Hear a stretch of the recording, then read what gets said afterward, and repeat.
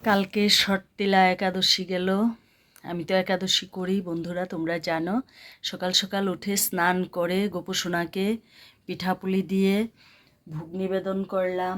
পিঠাপুলি চিড়া খই দিয়ে ভোগ নিবেদন করলাম, বাল্য ভোগ দিয়েছি।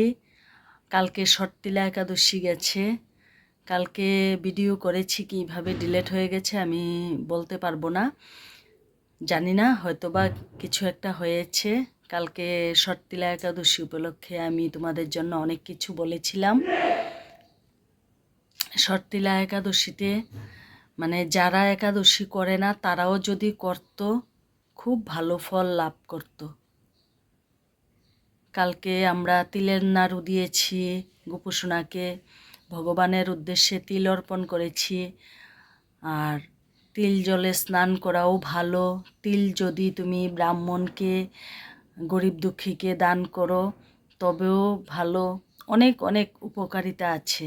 কালকে এই শর্তিলা একাদশী ব্রত করলাম। জানি না রাধারানী জানে কতটুকু কি হয়েছে। আর আজকে বিশেষ কিছু বলতে পারবো না। এখন ভোগের রান্না বসিয়ে দেব। ভোগ আজকে খিচুড়ি, পায়েস, ভাজি, ওই পিঠাপুলি দিয়ে ভোগ নিবেদন করব রাধারানীকে, গোবিন্দকে, গুরুদেবকে।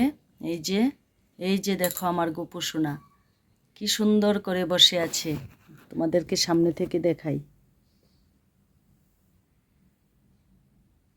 সোয়েটার গাও দিয়ে মাংকি টুপি পরে সুন্দর করে সেজেগুজে বসে আছে বন্ধুরা।